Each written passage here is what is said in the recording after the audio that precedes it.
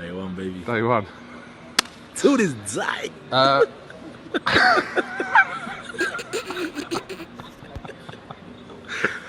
To this day. To this day.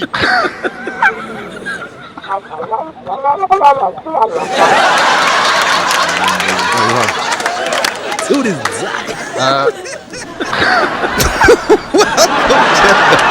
Motherfucking relay. We're covering today's top boxing news. Okay, and now it's time for some weekend picks. You know, I want to preface everything I'm about to say in regards to this weekend's fights with this. It's always nice as a boxing fan that chooses to cover boxing news and things revolving around the sport of boxing. It's always nice to be able to talk about a fight that's actually happening, as opposed to mulling over the reasons and arguing why it's not. Why a fight is not happening. It's always nice to be able to talk about an event, talk about a fight that's actually going to go down, where both guys want it and it's happening, as opposed to having to run down all the different facts and stats and quotes and clippings and audio and video, as opposed to having to do all that to prove why a fight isn't happening and who's responsible for that. I think more time gets spent arguing over fights that aren't happening as opposed to discussing the ones that are, and ultimately giving the credit where the credit is actually due. So this weekend's fights, these are some important fights. It's just, you know, Emmanuel Rodriguez versus Inoue. That's an important fight for both of those guys, because that's a fight that could see Inoue becoming a full-fledged 3-division champion, or that's the kind of a fight that could get Emmanuel Rodriguez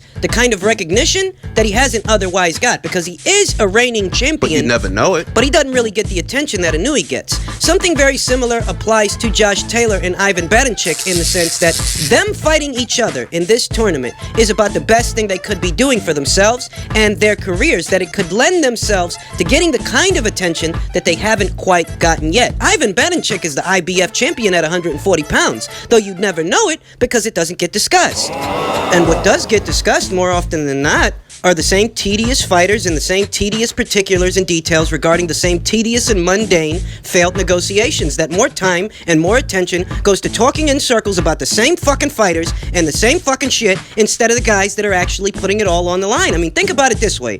So soon after becoming a world champion, Ivan Baranchyk is facing what is a credible threat to his reign. He just became a champion in his last fight. He just became a world champion, having beaten Anthony Yiggett for what was the vacant IBF title.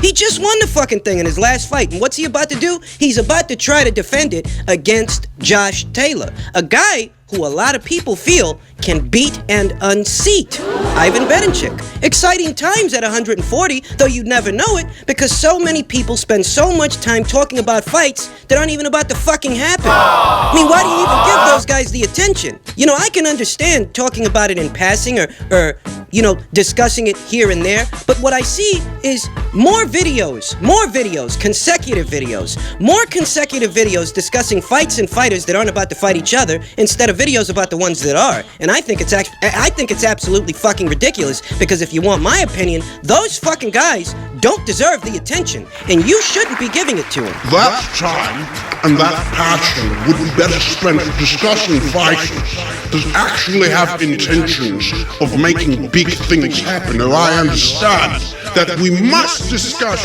every inch and every detail regarding the relevant news in the sport of boxing, and that does sometimes include these fighters who are not fighting in the kinds of fights that we want to see them fight in.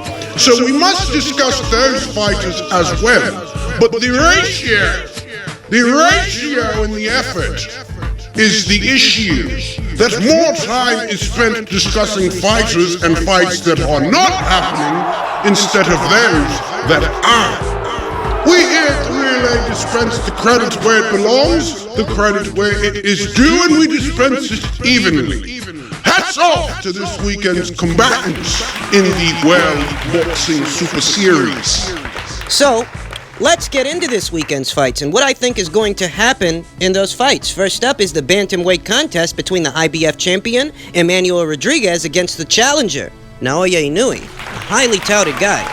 Dangerous fucking guy. Guy with 17 wins with 15 knockouts throughout 3 weight classes. A guy who hasn't had to go more than 6 rounds in his last 6 fights. In his last 6 fights, Naoya Inoue has only gone 6 rounds 2 times. And all 6 of those fights have ended by way of knockout or technical knockout, particularly to his last 3. Those fights didn't last very long. Understand that this guy is a devastating puncher with devastating offense. And when you've got that kind of offense, with those kinds of reflexes, that kind of sharpness, and that variety of punches, even an undefeated champion like Emmanuel Rodriguez seems like fish food to most people. That if we're gonna go with the logical choice in that fight, the logical choice would have to be Naoya Inoue. I'll tell you that Emmanuel Rodriguez is a solid fighter, that even though not much about him stands out, he's not missing much either. He's got good reflexes, good snappy punches, decent power. He's not the biggest puncher, but he's certainly not the smallest. You take a look at the guy's record. He's never been knocked down, and he's never been knocked out. So the guy's solid. I mean, the guy is about as solid as you could ask him to be. But with all those things in mind, given everything that Naoya Inoue has already put on display, it's hard to not pick him to win this fight. That if there's an obvious choice in that fight, it would have to be Naoya Inoue, who can hurt you with his right hand just as easily as he could hurt you with his left. He could hurt you off a straight right, off a 1-2, like he did Payano in the very first round of their fight, or he can drop you with a big left hook, the way he did Jamie McDonald in their fight. To the body. This is a guy who can hurt you with either hand. And it doesn't help Emmanuel Rodriguez's situation that Naoya Inoue isn't just a set of heavy hands, he's also a set of fast hands. Fast hands with a good variety of punches, that long range or short range. This guy can hurt you. He can hurt you from the outside, but he can also hurt you once he closes the gap. These things in mind, I'm not convinced that Emmanuel Rodriguez has what it takes to offset and work around Naoya Inoue's finer qualities. That perhaps if Emmanuel Rodriguez were more of a defensively minded fighter, like a pure boxer, because I don't think he's a pure boxer. If I look at this guy, what I see is a boxer puncher. And Naoya Inoue, he also appears to be a boxer puncher, just of a higher tier, a higher grade of boxer puncher than Rodriguez. But perhaps if Rodriguez were more defensively minded, like a pure boxer, outside kind of fighter, doesn't really engage in aggression, doesn't give an opponent the opportunity to string together punches or use their power, a guy who uses a lot of movement to offset those things, if he were more like that, then I think he'd stand a better chance. But I'm of the opinion that he might actually try to engage Naoya Inoue in his aggression, thereby making him subject to Naoya Inoue's speed and Naoya Inoue's power. So I'm going with Naoya Inoue by way of knockout inside of 6 rounds. It might seem like the obvious choice to me and you, but that's why. That's why it seems like the obvious choice. That's why, that's the rhyme and the reason behind me picking Naoya Inoue to win that fight. Win that fight inside of 6 rounds. And next up is yet another title fight. A title fight that involves the 140-pound version of the IBF title. The fight between Ivan Baranchyk, IBF 140-pound champion Ivan Baranchyk, against the challenger, Josh Taylor. Now this fight is closer than the fight we just discussed. This is a tougher call. This is a more mixed bag. Because while Josh Taylor might have a height and reach advantage over Ivan Baranchyk, it just so happens that both of those guys, they've got the same sweet spot. They both like to get mid-range on their opponents. One of these guys has more in and out capabilities than the other. One of these guys is more nuanced and more bouncy than the other, but the same applies. They've both got a sweet spot, and it just so happens to be the same sweet spot for the both of them. They both seem to be preferential to getting mid-range to inside on their opponents. They might go about it in different ways. They might have their own separate set of characteristics, but that's more or less where they're trying to get to when they're opposite the ring of another guy. They're trying to get mid-range to inside. Now, I'll say that out of the two, one is more a technician than the other, and that guy would have to be Josh Taylor. Josh Taylor is more of a technician, more of a nuanced fighter with more layers and levels to his game than Ivan. Okay. That doesn't mean that Ivan's a slouch. That doesn't mean that Ivan is a walk in the park. That's saying that when you look at Ivan in action, you know, you got a good idea more or less what he's trying to do and how he means to do it. That Ivan Baranchyk is not an outside fighter. He's not a guy who's going to use the ring and navigate it to his advantage. He's not the kind of fighter that tries to maintain space between himself and the other guy. Rather, he's trying to close the gap to land hard punches. It's a straightforward approach. He's aggressive. It's easy to understand. It may not be easy to work around, but it is easy to understand. Whereas with Josh, he's got more variety. He's got more in and out game. More bounce. He can fight you at a variety of ranges. His sweet spot seems to be mid-range to inside, but he does have options. So let's talk about how we think he's going to use them. Josh Taylor has the ability to fight on the front foot and the back foot. Whereas Ivan Baranchyk, he's not a back foot guy at all. He's not the kind of guy who's prone to giving up ground to an opponent to set up traps. That's not the kind of guy that he is. More often than not, he's the kind of guy who's going to be coming forward. So because Josh Taylor has the option of fighting on the front foot or fighting on the back foot, he can do both. He does one better than the other, but he still is able to do both. And the fact that he can indicates to me that what Josh Taylor might do, is fight this fight on the go. Fight this fight on the fly, fight it on the move. That he's not just going to stand in front of Ivan Baranchyk, thereby giving Ivan what he wants. No, he's going to stay on the balls of his feet, and he's going to work on the go. He's going to try to catch Ivan Baranchyk coming through the front door and nail him with shots as Ivan tries to close the gap. And if by some chance Ivan manages to get under and or around those shots, gets a bit too close for comfort, what Josh will then do is tie him up, hold him, and hit him. Could get messy. Because Ivan Baranchyk is not a slow guy, you understand. This is a very athletic, strong, young, able-bodied guy. The kind of guy that gets under punches to throw leaping left hooks, that kind of a fighter. So, I reiterate, just because Ivan's approach is easy to understand, that doesn't necessarily make it easy to work around, because Ivan is an able-bodied guy. In which case, if he gets a bit too close for comfort to Josh, what Josh might do is tie the guy up, hit him, and hold him. It could be messy. There could be spots where this fight gets really messy. Another thing you want to be mindful of is the tempo, the pace of the fight. That if at any time Josh Taylor takes his foot off the gas to try and slow things down, well, Ivan Baranchyk is just going to keep pressing forward. I think that this could be a very closely fought fight, a very competitive fight for that reason. Because Ivan Baranchyk is not a awkward textbook boxer like Victor Postol was when he fought Josh Taylor, and I don't think for a second that Baranchyk is going to be as gun-shy as Ryan Martin was when he fought Josh Taylor. I think that Ivan Baranchyk relishes the opportunity to face an aggressive opponent because that opens the door for him to dispense his aggression. So I think it's going to be a closely fought fight. I think some of these rounds might even be hard to score. Because the aesthetic that I'm envisioning is an aesthetic to where Josh Taylor is giving up ground. You know, he's being a moving target and giving up ground to Ivan. And while he might be catching Ivan here and there with shots coming through the front door, if at any point Josh Taylor stops moving around that ring, it's going to be a gunfight. And that's what Ivan wants. That's where he excels. That's where he shines. I think that this could be a very close fight. But I'm going to go with Josh Taylor on points in what could be a very tough fight to score. Because while Ivan Baranchyk is a dangerous guy, he's a very able-bodied guy, Josh just has more layers to his game, more options, more tools in the toolbox that he brings to the fight, that he doesn't just have to engage Ivan in his aggression, he can also work around it.